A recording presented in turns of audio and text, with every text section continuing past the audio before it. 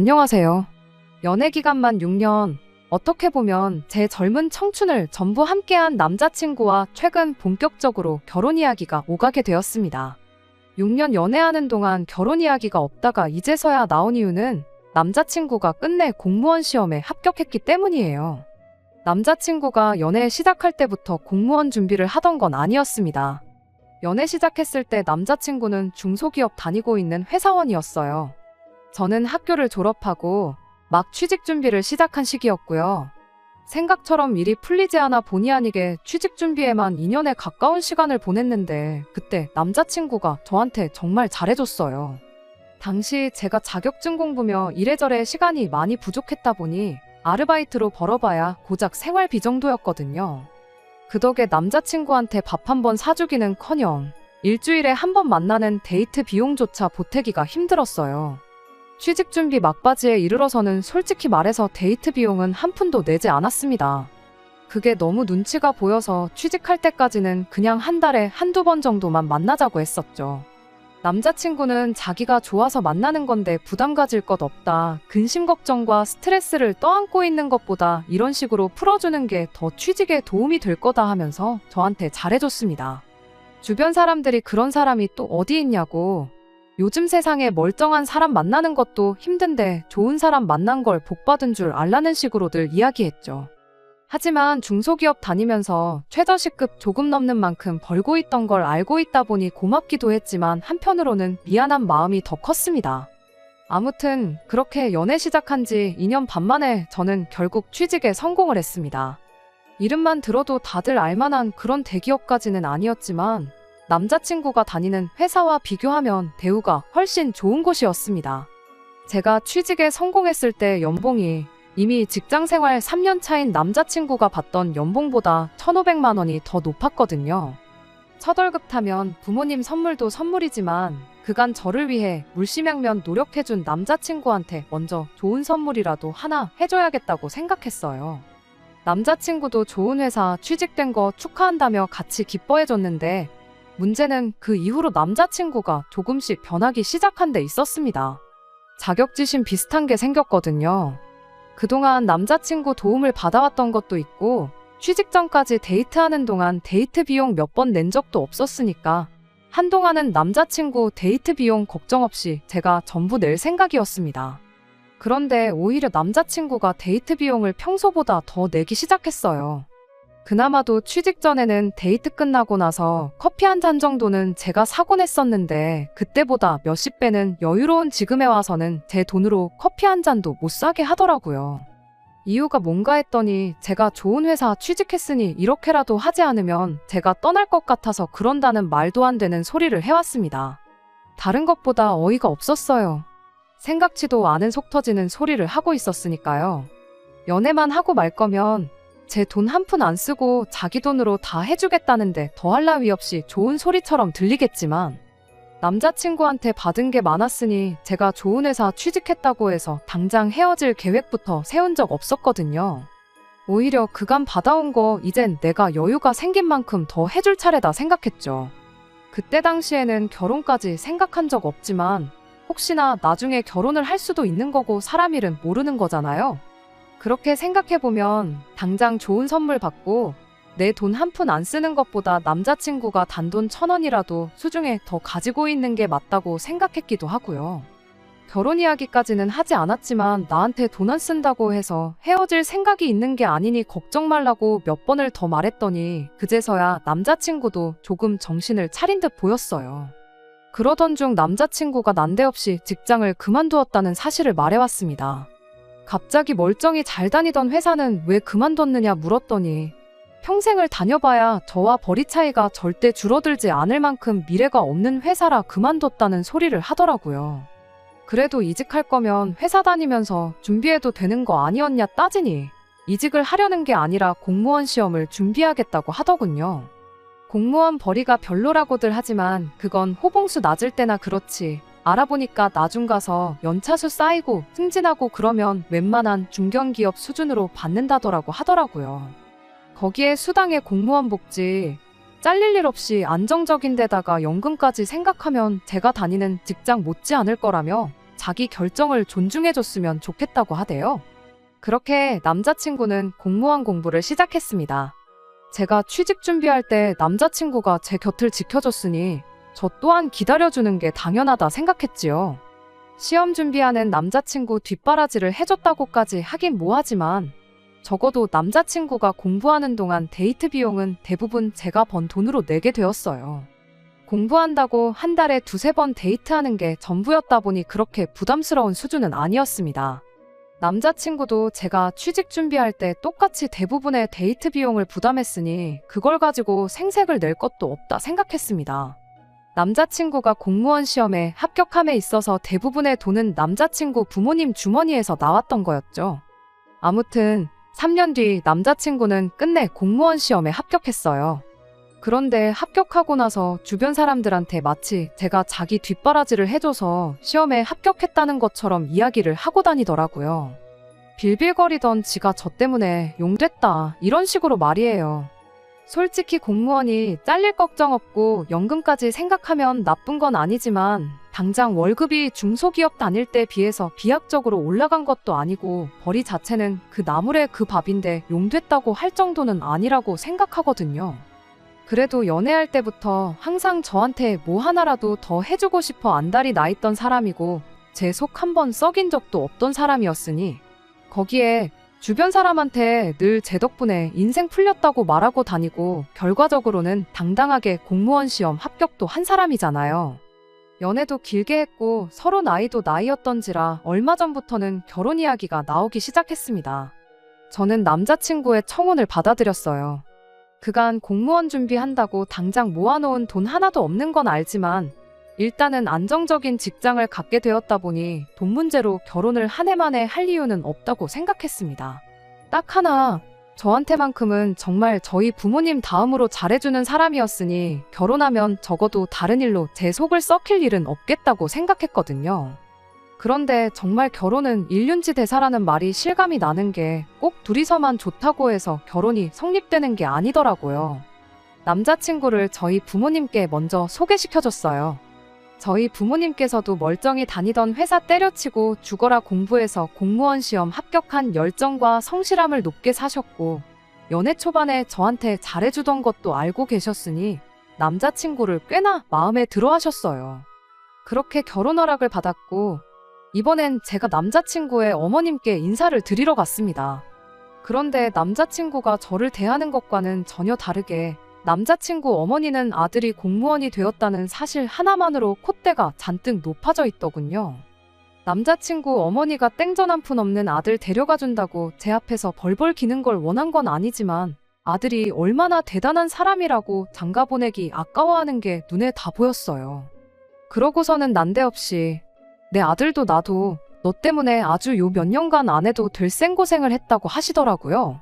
다짜고짜 그게 무슨 말인가 싶었죠. 무슨 말이 하고 싶었던 건가 이야기를 들어보니 남자친구가 저와 연애 초반에 데이트 비용 대느라고 빚까지 졌다는 사실은 알고 있느냐고 말을 하더라고요.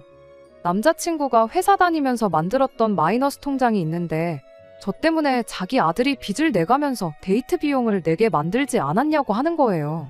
데이트 비용을 남자친구가 대부분 냈던 건 사실이지만 많아야 일주일에 한 번 보던 게 전부였는데 얼마 되도 않는 월급 받는 건 알고 있었지만 데이트할 때마다 50만 원씩 쓰고 그런 적은 한 번도 없었는데 뭔 소리를 하는 건가 싶었죠. 아무튼 남자친구가 회사를 그만두게 되면서 은행에서 퇴직 사실을 알고 마이너스 통장을 강제로 닫아버렸는데 그때 갚을 돈이 남아있었나 봅니다. 직장 그만두고 시험 공부 시작한 남자친구가 돈이 어디 있었겠어요. 그래서 결국 부모님 손을 벌리게 되었던 거고 남자친구가 공부하는 동안은 자기 돈이 아니라 100% 부모님 돈으로 공부를 했던 거더라고요. 어머님 말은 저 때문에 남자친구가 빚까지 생기고 당신들은 난데없이 자식 시험 공부 뒷바라지를 해줘야 했다면서 학원 보내고 공부시키는데 든 비용이 몇 천만 원은 된다고 그게 따지고 보면 전부 저 때문에 그 고생을 했다고 말하고 싶었던 거죠. 데이트 비용이라고 해봐야 정말 하루에 많이 써봐야 5만 원 정도였는데 빚까지 졌으면 그건 저 때문이 아니라 남자친구가 돈 관리 똑바로 못하고 자기 쓰고 싶은데 써서 그런 게 분명할진데 왜 그 이유를 저한테서 찾는지 정말 어이가 없었습니다. 솔직히 남자친구가 공무원 돼서 제가 좋은 게 뭐가 있나요? 아들이 최저시급 겨우 받는 중소기업 다니다가 7급 공무원으로 신분 상승했으면 제가 아니라 자식 앞길 잘 풀린 부모님이 더 좋은 거 아니겠나요? 남자친구가 잘 풀린 게 저 때문이라고 생색 같은 거 내고 싶진 않았지만 따지고 보면 아들이 잘 풀린 데에는 제 덕도 조금이나마 있는 것이기도 한데, 그런데 자꾸 본전 이야기하면서 심지어 자식이 결혼할 사람이라고 처음 소개시킨 자리에서 여태까지 들인 돈이 있으니까 이제는 회수를 할 차례라고 말을 꺼내는 게 어이가 없었습니다. 그러면서 성의 표시를 얼마나 하는지 보겠다면서 남들 보는 눈 부끄럽지 않게 예단을 준비하라고 하는 거예요. 이제 막 저희 집에 결혼 허락받고 양가상견례는커녕 제가 처음 인사드리는 자리에서 저에 대한 다른 질문이 아니라 예단 얼마까지 해올 수 있느냐를 물어오는 게 맞나 싶은 생각이 들었어요.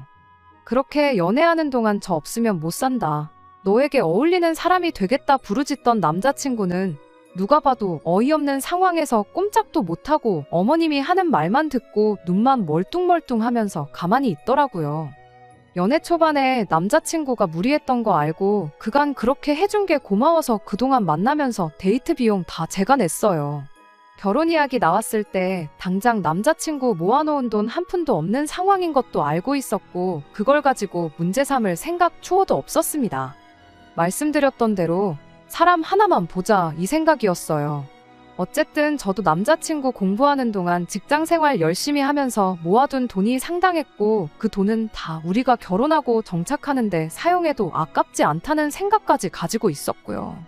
그런데 결혼 비용은 당신들이 여지껏 아들 공부시킨 데 들인 돈이면 충분히 쓸 만큼 썼다고 하면서 하나도 지원 안 해줄 거라고 하더라고요.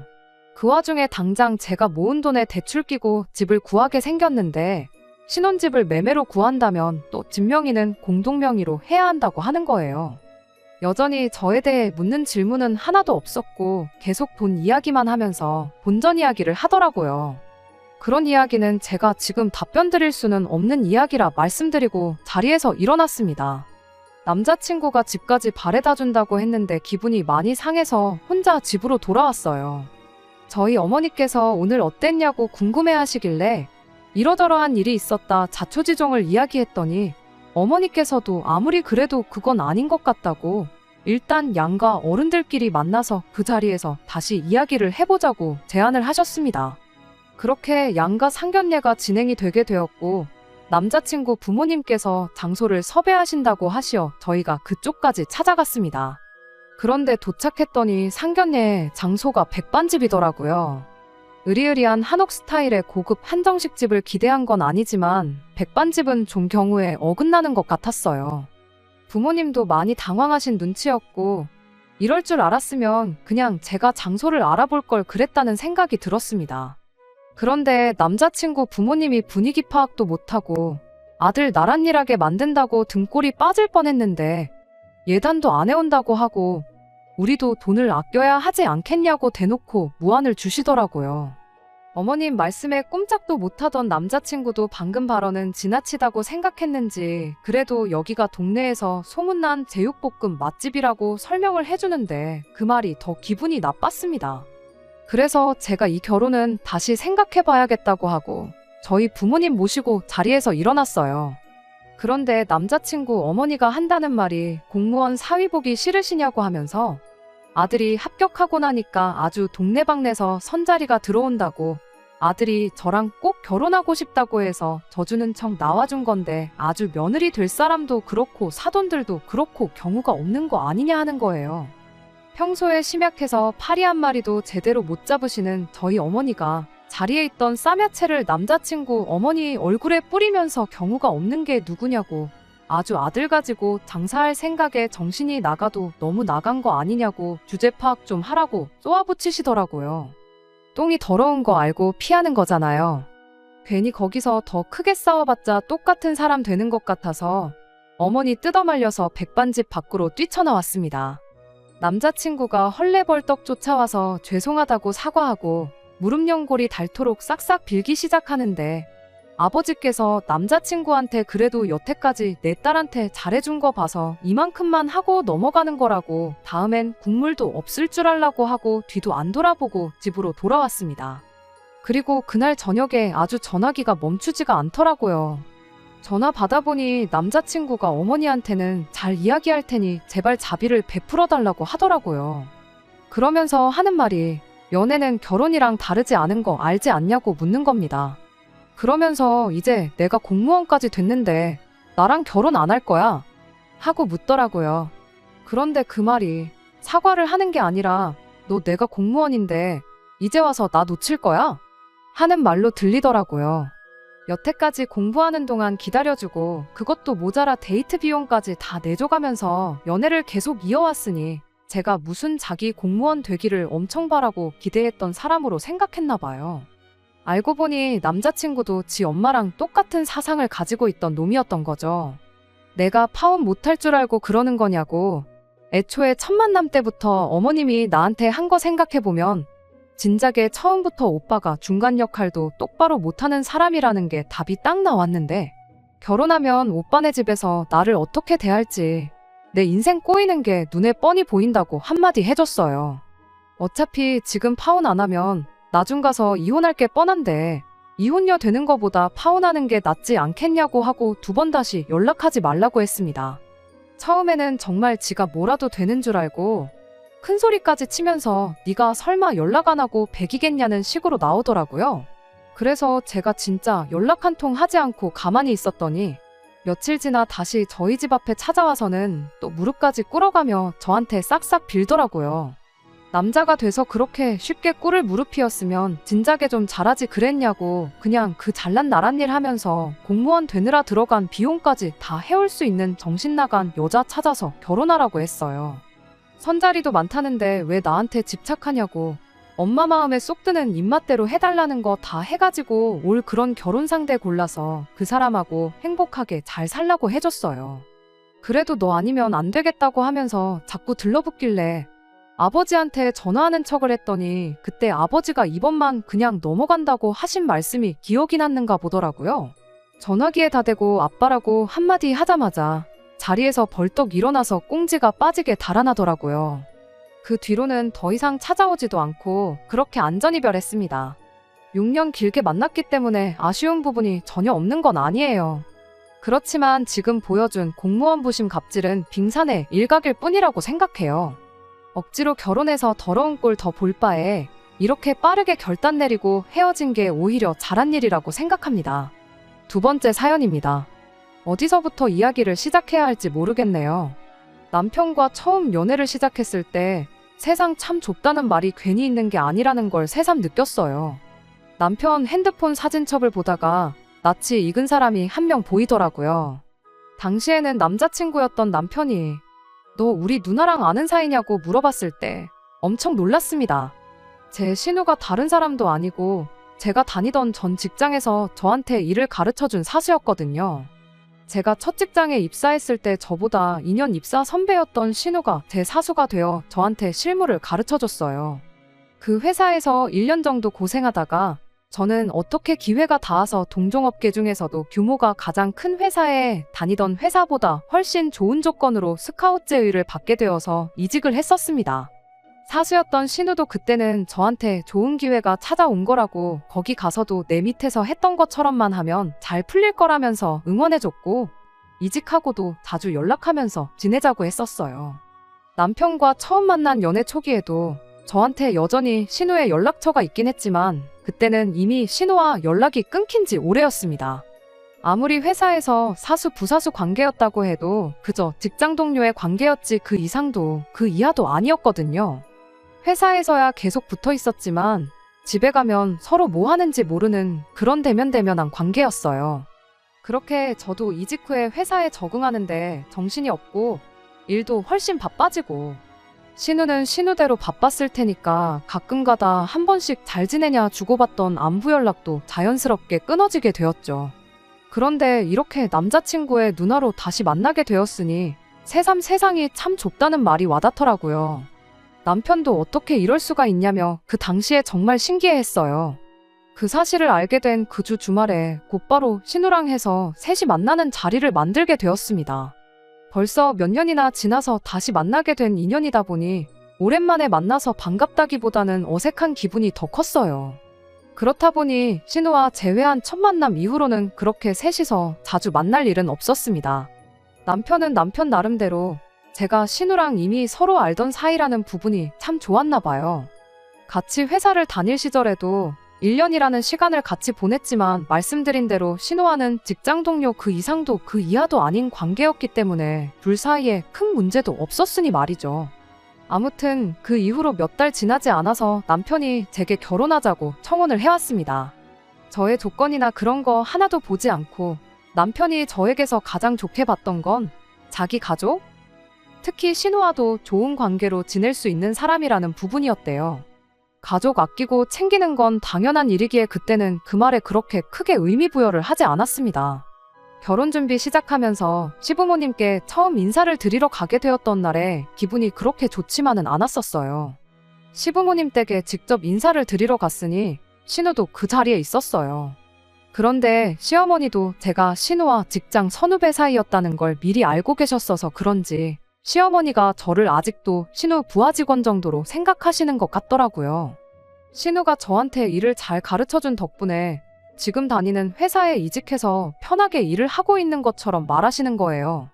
실무에 대해서는 신우가 저에게 인수인계를 해준 부분은 맞지만 어쨌든 저는 첫 직장 들어가기 전부터 이쪽 업계에 대해 관련 자격증 취득부터 해서 준비해온 것들이 한두 가지가 아니었고 신우한테 일 배우면서도 부단히 노력했기 때문에 이직은 순전히 저희 노력의 결실이나 마찬가지였거든요.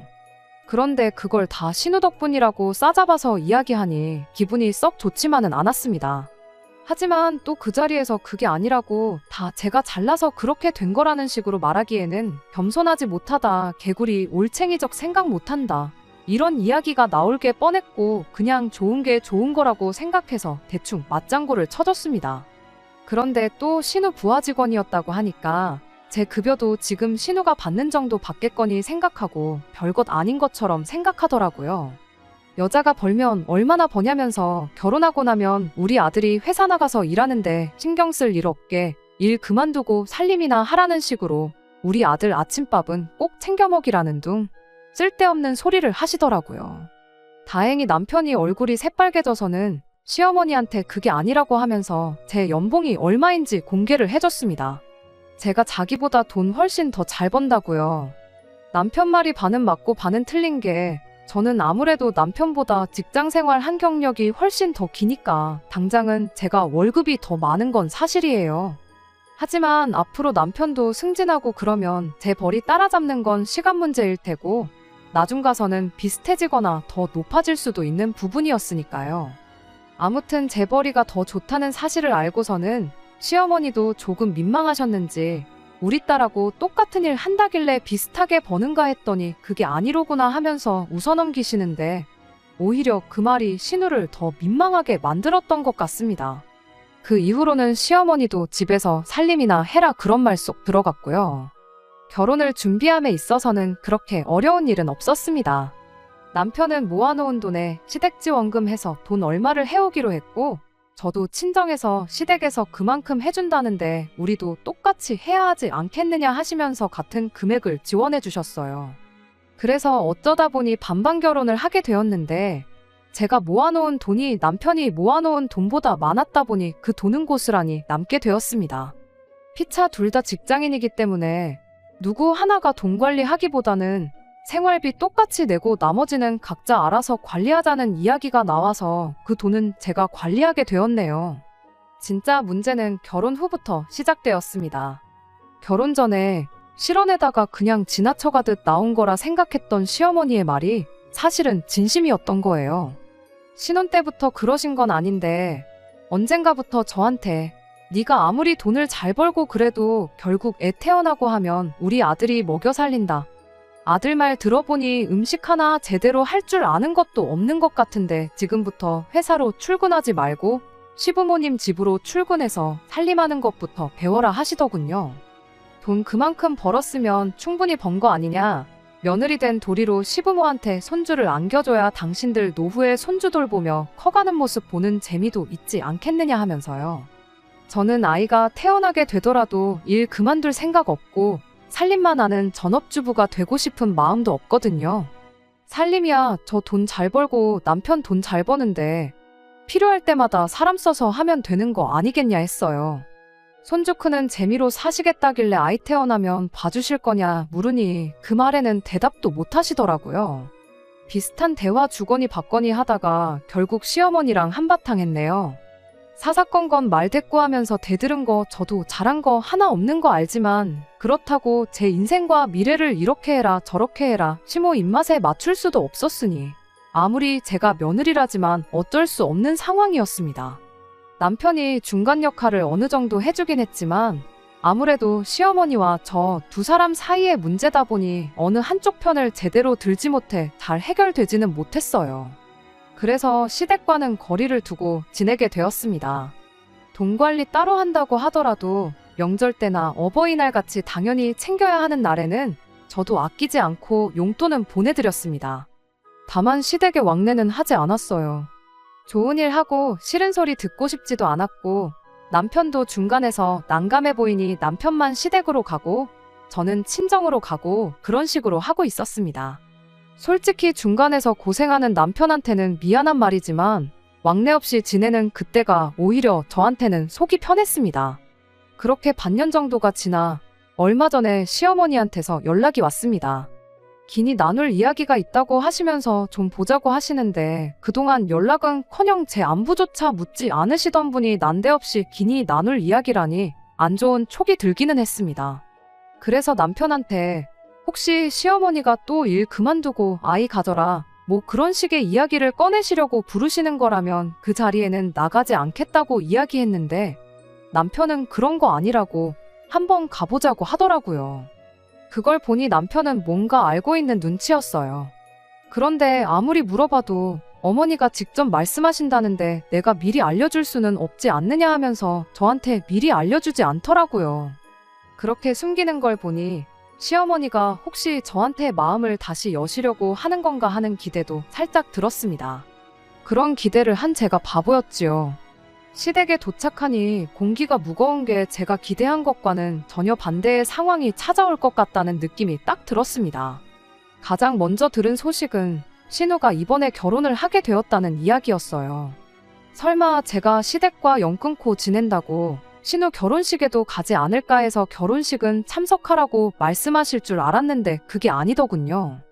신우가 다 늦어서 가는 결혼이다 보니 남자 쪽에서 요구하는 게 많다는 말을 꺼내면서 아무래도 우리가 신우 신혼집을 해줘야겠다고 하시는 거예요.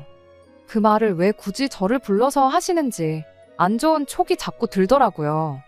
대뜸 저한테 뒤로 꽁쳐놓은 돈이 얼마 정도 있다는 걸 알고 있다 듣자 하니 결혼할 당시부터 가지고 있던 돈이라는데 그 돈을 말 한마디 없이 혼자 챙겼다지 하면서 신우 집 해줄 돈이 모자라니 그 돈을 좋은 말로 할 때 내놓으라고 하는 겁니다. 반년 만에 불러서 한다는 말이 겨우 그것밖에 없었는지 애초에 신우 결혼을 제 돈으로 시키겠다고 드는지부터가 어이가 없어서 제가 왜 그걸 내놓아야 하냐고 되물었습니다. 한다는 말이 결혼 전에 제가 가지고 있던 돈이 많이 남아있던 걸 미리 말해줬으면 남편한테 줬던 결혼지원금을 주지 않고 그 돈으로 신우 시집을 보냈으면 됐을 거 아니냐면서 저보고 욕심이 험하다고 어떻게 아무 말도 없이 그 큰 돈을 혼자 챙기려고 했냐고 하는 겁니다. 그 돈을 지원해 주셨으니까 제가 친정에서 똑같이 지원금을 받아온 거 아니겠냐고 그 덕에 돈이 남은 건데 제가 돈을 숨기기는 뭘 숨긴 거냐고 따져 물었어요. 그랬더니 신우 이야기를 꺼내면서 신우가 불쌍하지도 않냐고 하면서 그렇게 신우 거를 다 뺏어가면 좋냐고 갑자기 화를 내시는 겁니다. 방금 설명드렸지 않냐고 제가 신우 걸 뭘 가져가서 뺏어갔다는 말을 하시냐고 했더니 제가 몰랐던 사실을 하나 말해주더군요. 제가 첫 직장에서 이직을 할 때 신우도 제가 지금 몸담고 있는 회사로 이직을 준비하고 있었다고 합니다. 시모가 하는 말은 제가 그 회사에 들어가게 된 것이 신우가 갔어야 할 자리를 제가 가져간 거 아니냐고 돈 잘 버는 직장도 뺏어가고 결혼지원금도 뺏어갔다고 우기는 거였어요. 신우가 능력이 모자라서 이직을 못한 게 왜 제 탓이냐고, 그리고 저는 이직을 한 게 아니라 회사에서 직접 헤드헌팅이 들어와서 옮겨간 거 모르시냐고 저도 조금 심한 말로 맞대응을 했어요. 그랬더니 시모는 신우가 저한테 일을 다 잘 가르쳐주고 그 회사에 들어갈 수 있게 밑바탕을 만들어줬다는 거예요. 마음씨 착한 신우가 저한테 양보를 해줬기 때문에 제가 그 회사에 들어간 거고, 그 착한 신우 아니었으면 지금 제가 가지고 있는 그 돈이 존재했겠냐는 말도 안 되는 어깃장을 부리더군요. 그때는 남편도 모르고 아예 남남이었던 신우인데 그 자리를 저한테 양보했다고 우기고 있으니 어이가 없더군요. 심지어 얼마 전까지는 돈이 다 뭐냐고 하면서 일 그만두고 살림 배워 애나 키우라고 하던 사람이 큰 돈 필요할 일 생기니까 억지를 부리면서 제 돈을 어떻게든 가져가려고 하니, 제가 설령 진짜 신우 덕분에 이직을 했다 하더라도 그 돈을 주고 싶은 마음이나 생기겠나요? 그 돈은 절대로 드릴 생각 없다고 딱 선을 그었습니다. 그러니 이제는 돈똥거리면서 그렇게 돈이 좋으면 돈이랑 결혼하지, 우리 딸 인생 망쳐놓고 두 남매 이간질을 하려고 하느냐고 하는 겁니다. 좋은 며느리감 들어온다고 해서 기대했더니 우리 아들 밥도 제대로 못 얻어먹고 다니는 거 보면 당신 속이 아니라고 하면서 울부짖으시더군요. 시모가 그러고 있으니 남편도 그 상황에서는 중간 역할이 아니라 시모 편을 들더군요. 아니, 애초에 제가 가지고 있는 돈에 대해서 시모가 알고 있는 걸 보면 시모 편을 들은 게 아니라 애초부터 남편은 제 편이었던 적이 한 번도 없던 걸 수도 있겠네요. 제가 돈 얼마 보내줬던 게 노력이라고 할 수는 없지만 결국 시가족은 시가족이고 남보다 조금 더 가까운 남이라는 사실은 변함이 없더라고요. 남편도 중요한 순간에는 자기 가족 챙기는 남이나 다름없는 사람이었고요. 그래서 결혼할 때 주신 거 다 돌려드리겠다고 했습니다. 당신 아들도 필요 없으니 도로 가져가라고 했어요. 어차피 결혼할 때 반반 결혼했고 돈도 각자 관리하고 있으니 마침 나누기도 편하지 않냐고, 계산할 것도 없으니 반 가져가라고 했어요. 아들 줬던 돈으로 신우부터 결혼시키고 아들한테는 끼니 때마다 삼시세끼 다 챙겨주는 새며느리 찾아서 이어주던가, 그게 안 될 것 같으면 어머님이 직접 챙겨주시면 되겠다고 하고 말았습니다. 자리에서 일어나면서 저는 어머님이 원하는 대로 일하고 결혼할 테니까 아무쪼록 돈 관련된 거 빨리 정리해서 쓸데없는 데다가 시간 끌게 만들지 말아달라고 부탁하고 자리에서 일어났습니다. 그리고 그 길로 짐 싸서 친정으로 갔어요. 친정 부모님도 처음엔 많이 놀라시기는 했지만 그런 날강도 같은 집구석이 다 있냐고 하면서 남보다도 못한 식가족 받들어 모시면서 돈 뜯기며 살 필요 없다고 그냥 이혼하라고 하시더군요. 그렇게 결혼 2년 만에 저는 이혼하게 되었네요. 친정에서 지낸 지도 며칠 지났는데 시댁에서는 아무런 연락이 없더라고요. 빨리 돈 준비해서 쓸데없는데 시간 끌지 말자고 시모한테 연락을 했는데 시모가 우물쭈물하면서 저한테 사과를 하더라고요. 아무래도 나이 차서 오래 혼자였던 신우가 엮인 일이다 보니 자기가 옳은 판단을 하지 못한 것 같다고 미안하다고요. 그런데 그게 제 귀에는 며느리 얻어서 아들 뒷바라지 시키고 손주 재롱 떠는 거 보면서 편안한 노후를 보내려고 했는데 졸지에 아들은 이혼당하고 늦게 시집가는 신우 눈에 안 찬다고 사돈들 집구석에 아들 이혼시켜서 받은 돈까지 다 가져다 바치게 생겼으니 엄청 손해보는 기분이었나 봅니다.